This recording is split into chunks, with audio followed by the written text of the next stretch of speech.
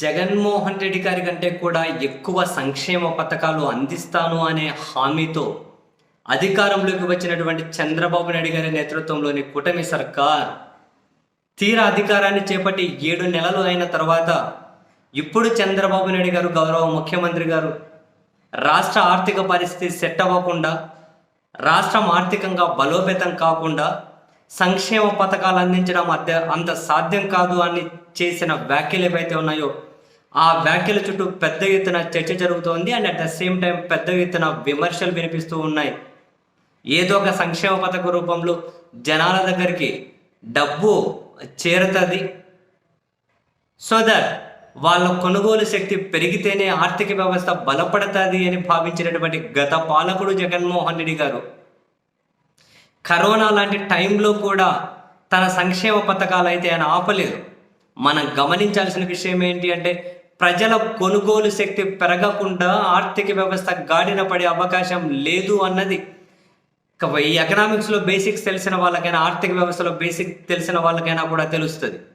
ప్రజల కొనుగోలు శక్తి పెరగకుండా ఆర్థిక వ్యవస్థ ఏ విధంగా గాడిన పడుతుంది అన్నది ప్రశ్న. జగన్ గారు ఏం చేశారు? వివిధ రూపాల్లో ప్రజలకు సంక్షేమ పథకాల రూపంలో డబ్బు అందించారు.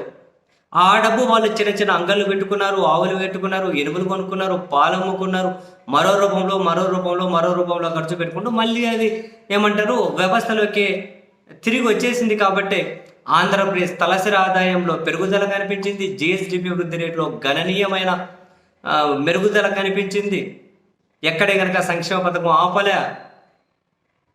ఎక్కడే కూడా పేదల కరోనా లాంటి టైంలో కూడా అంతేమి ఇబ్బంది ఆయన పరిస్థితి రాలే.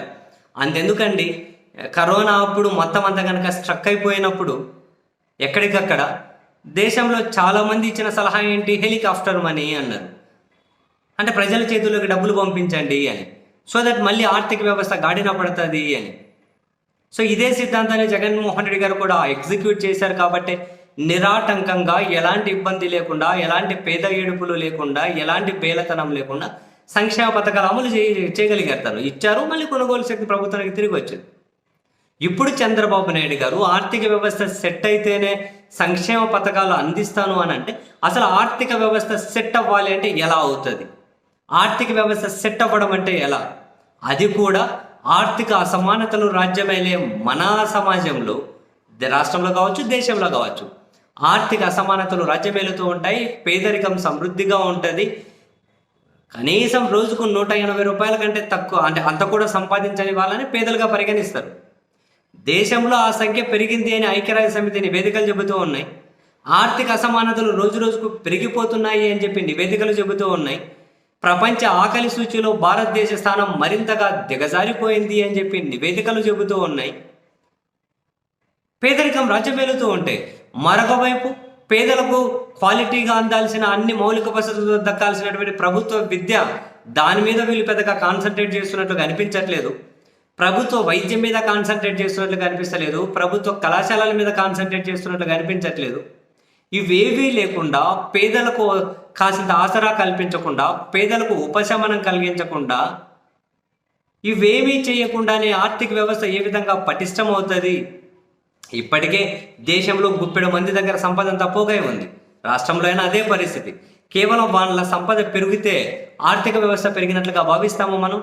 అటువంటి లెక్కలు కొలమానంగా తీసుకుంటే కుప్పకూలిపోతుంది సమాజం. అది ఇంపాసిబుల్.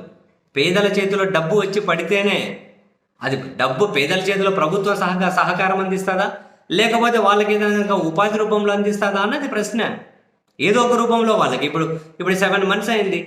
పేదల అకౌంట్లో, ప్రజల అకౌంట్లో ఏ రూపంలోనూ ప్రభుత్వం వైపు నుంచి ఒక పావలా ప్రయోజనం లేదు, ఒక పింఛన్ తప్ప ఏం లేదు.